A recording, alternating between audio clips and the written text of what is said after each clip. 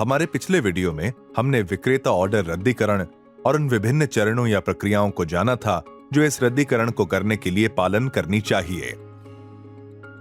इस वीडियो में हम ग्राहक ऑर्डर रद्दीकरण के मुद्दे को सीखेंगे। खरीदार के पास ऑर्डर रद्द करने के कई कारण हैं, पर चाहे जो भी कारण हो, ये व्यवसाय के लिए अच्छा नहीं है। इसलिए जरूरी है कि कारणों का पता लगाया जाए। इनमें से कुछ कारण विक्रेता या सेलर नेटवर्क पार्टिसिपेंट द्वारा नियंत्रित भी हो सकते हैं। इन रद्दीकरणों को नियंत्रित और प्रबंधित करने के लिए कदम उठाए जा सकते हैं। यहाँ ग्राहक द्वारा ऑर्डर रद्द करने के कुछ कारण दिए गए हैं और ग्राहक ऑर्डर रद्द होने के विभिन्न कारणों का समाधान करने के लिए क्या किया जाए उसका सुझाव दिया गया है। पहला कारण है शिपमेंट में देरी होना। खरीदार ऑर्डर करते समय डिलीवरी के निर्धारित समय सीमा से बंधा होता है। यदि ऑर्डर समय सीमा के भीतर डिस्पैच या डिलीवर नहीं किया जाए तो खरीदार ऑर्डर को रद्द करना चुन सकता है। आप इसे कैसे सुलझा सकते हैं? डिस्पैच समय सीमा को बेहतर बनाने के लिए पैकेजिंग और डिस्पैच टीम के साथ काम करें। ये भी चेक करें कि क्या इन्वेंट्री चेक SOP, जिसका उल्लेख हमने विक्रेता पक्ष के रद्दीकरण पर अपने पिछले वीडियो में किया था, लागू किया जा रहा है और उसका पालन किया जा रहा है या नहीं। अगला कारण खरीदार को सामान्य उत्पाद कहीं और सस्ती कीमत पर मिलता है। ऑर्डर देने के बाद खरीदार अन्य सेलर नेटवर्क पार्टिसिपेंट लिस्टिंग के माध्यम से ब्राउज कर सकता है या ऑफलाइन बाजारों में उसी उत्पाद की कीमत का पता लगा सकता है। यदि किसी खरीदार को इनमें से किसी भी स्थान पर कम कीमत मिलती है तो वह वर्तमान ऑर्डर को रद्द करने और इसके बजाय इन वैकल्पिक स्रोतों से कम कीमत पर खरीदारी करने का विकल्प चुन सकता है। ऐसा होने से रोकने के लिए एक विक्रेता को ये जांचने की जरूरत है कि क्या बिक्री मूल्य बहुत अधिक है और उपलब्ध मार्जिन के आधार पर उन्हें बदल दें। यदि संभव हो तो उत्पाद को कम कीमत पर बेचें। तीसरा कारण, ऑर्डर की पुष्टि में संचारित की गई समय रेखा बहुत लंबी थी।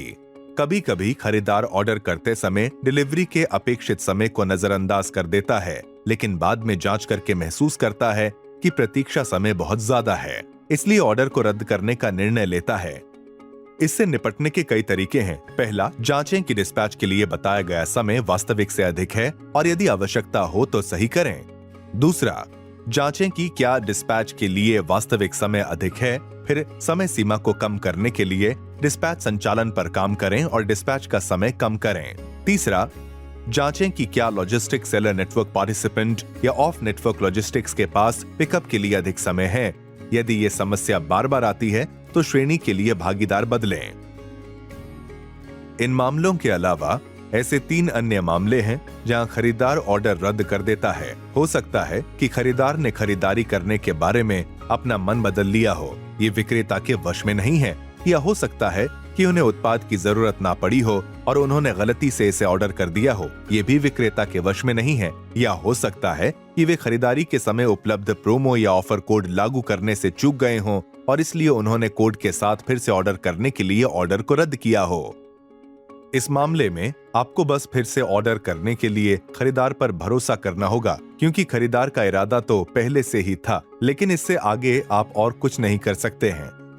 आपको बस इसे स्वीकार करना होगा और इसे खरीदार पर छोड़ देना होगा। अलग अलग ग्राहक ऑर्डर रद्दीकरण को करने के लिए दिशा निर्देशों का पालन करते समय आपको ये सुनिश्चित करना होगा कि विक्रेता प्रदर्शन कर रहे हैं। मैट्रिक्स की सहायता से उनके प्रदर्शन को मापना महत्वपूर्ण है।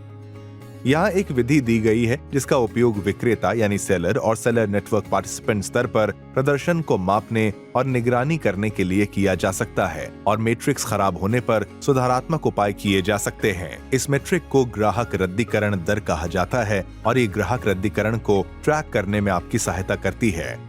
इसकी गणना करने के लिए ग्राहकों द्वारा रद्द किए गए ऑर्डरों की संख्या को कुल पुष्टि किए गए ऑर्डरों को 100 से गुणा करके विभाजित करें। कृपया ध्यान दें कि ग्राहक रद्दीकरण, रिटर्न और धन वापसी नीति का पहले ही उल्लेख किया जाना चाहिए और ये ई-कॉमर्स के लिए कंज्यूमर प्रोटेक्शन रूल्स द्वारा शासित है। इस पर अधिक जानकारी के लिए QR कोड को स्कैन करें। इसके साथ हम इस वीडियो के अंत में आ गए हैं, जहां हमने ग्राहक द्वारा ऑर्डर रद्द करने के कारणों के बारे में सीखा। हम उपयुक्त कदम उठाकर और कुछ मानक मैट्रिक्स लागू करके इन रद्दीकरणों को कम करने या टालने के विभिन्न तरीकों को भी सीखा है। अगले वीडियो में हम वापसी प्रबंधन या खरीदार के पते से किसी उत्पाद की वापसी को संभालने की प्रक्रिया के बारे में जानेंगे। इसके बारे में अधिक जानने के लिए इस विषय पर हमारा अगला वीडियो देखें।